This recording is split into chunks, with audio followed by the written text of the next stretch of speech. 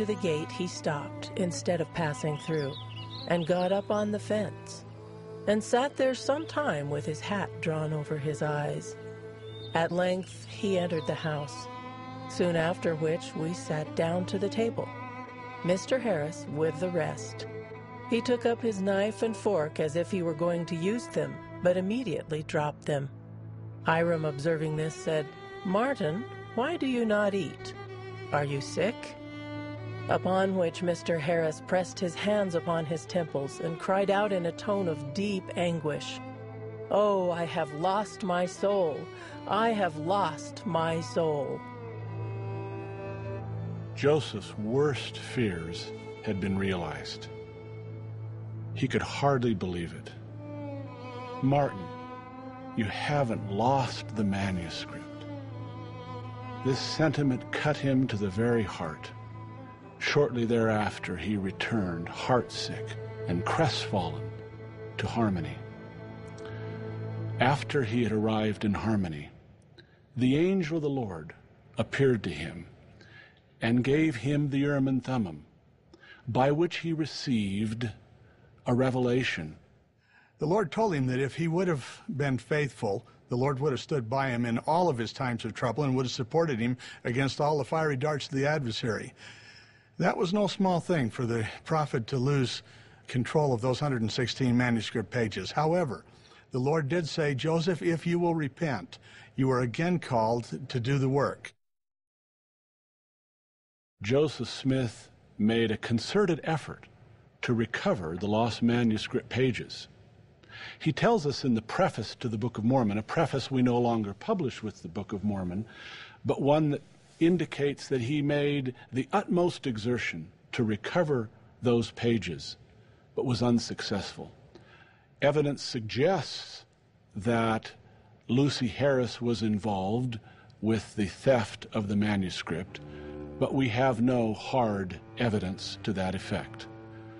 Whomever took them, it was clear that there was a plan being hatched to discredit the work that Joseph Smith was involved in.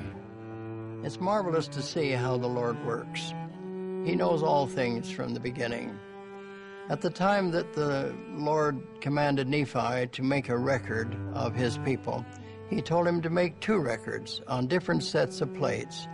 One was to be a spiritual record and the other to be a more secular record. Nephi said he didn't know why he was to do that, but he was told to do it and that it would be for a wise purpose of the Lord. It's remarkable to reflect on the significance of this episode. Consider Joseph Smith.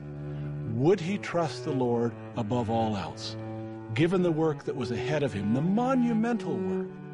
That was the one great lesson he had to learn, to depend on the Lord at all costs, in an undeviating fashion.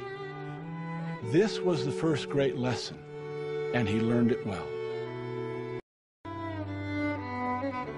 Following the loss of the 116 pages, Joseph spent many months in Harmony, Pennsylvania, translating the plays. His wife, Emma, worked as a scribe for a short time, but the work proceeded slowly. Joseph needed help. That help would come in the form of a young school teacher who had boarded with Joseph's parents here in Palmyra. His name, Oliver Cowdery. The Smith family at this time had been quite covered about talking with outsiders about the events of the early events of the Restoration. They'd been ridiculed severely, they'd been ostracized, they'd been the object of derision and other things, and now that Joseph Smith had left and was in Harmony, they were somewhat covered in how open they were about talking about their son and brother and the things that were going on. Kind of a little bit bruised from the experience. When Oliver began to board with them, he heard of the talk of Joseph Smith and the gold plates. He was quite interested and fascinated, but the family held back. At length, the family realized that Oliver was a very sincere individual, and they then told Joseph's story to him. Oliver was just captivated with it. And he took it upon himself to pray and just to consider and ask the Lord whether or not this was of God. It just, and in his own words, he said, it just sunk into my bones. And he then became just focused on meeting the prophet Joseph Smith and offering himself to him. Little did he know that the prophet was struggling immensely with the scribal duties and that there were problems there. The translation at the point of early April of 1829, when Oliver Cowdery and Samuel Smith arrived in Harmony, had not moved very far along. Joseph had possession of the plates for about 18 months after the angel Moroni had delivered them to him, but because of persecution, because of the theft of the 116 pages, Joseph only had a few remaining pages from that initial translation with Martin Harris and a few pages they had translated with Emma. So when Oliver and Samuel show up, as Oliver describes, at the time of the setting of the sun on Sunday, April 5th, translation probably was no more than 15 to 20 pages in manuscript form. 3-month period from April through June of 1829, we have pretty much what we have in the present Book of Mormon. So Oliver's contribution is very significant. These were days never to be forgotten. To sit under the sound of a voice dictated by the inspiration of heaven awakened the utmost gratitude of this bosom. Day after day I continued, uninterrupted, to write from his mouth as he translated with the Urim and Thummim the history or record called the Book of Mormon. Most readers of the Book of Mormon are fascinated by the means and methods of translation, how Joseph actually was able to translate an ancient record, which he, of course, had no language skills or linguistic skills to be able to translate, other than through the gift and power of God, which is the main, probably the most consistent description he gives of how he was able to do it.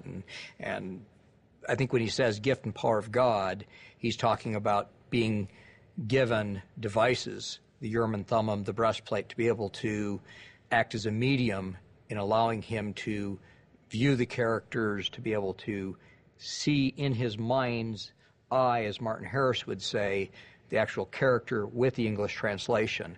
Joseph could see that. He could see roughly about 20 to 30 words at a time, which he would read off. It was a very fluid translation. Once Oliver and Joseph got down to work, they were producing on the average of 8 to 10 large foolscap pages a day, which would be about the size of our legal size pages today. Joseph progressed in his ability to translate. Initially, the prophet Joseph Smith, we're told, used the seer stones and the Urim and Thummim. But as he became better at it, those became less important or were not used to the same extent that they were initially. As he translated, a second dynamic occurred in addition to his ability to translate increasing, and that was the actual text that he was translating often taught him about his mission. For instance, as he translated in the book of Ether, there was mention of the 3 witnesses, and that 3 witnesses would be called. Another one that would have been a blockbuster kind of chapter for him was 2 Nephi chapter 3, wherein the prophecies about the choice seer were mentioned that Joseph of old first seemed to iterate. As he read that would have been like a patriarchal blessing to this young prophet as he learned of himself in the process of translating. By late April, the translation process seemed to be going quite smoothly. Joseph and Oliver working together in wondrous ways. There's an interesting twist of events. Apparently Oliver has a desire to translate, to do as the prophet Joseph is doing. Probably a natural inclination. There is no doubt that Oliver had a turn at the translation process. The means by which he did that, whether he viewed plates or viewed copied characters, or however that was done, we are uncertain. But by the time we come to section 9, the Lord reveals that Oliver did try, and it did not end up the way at least Oliver suspected. One of the important parts about this section is that Oliver was told that this translating ability was not merely an activity, but section 6 says specifically it was a gift.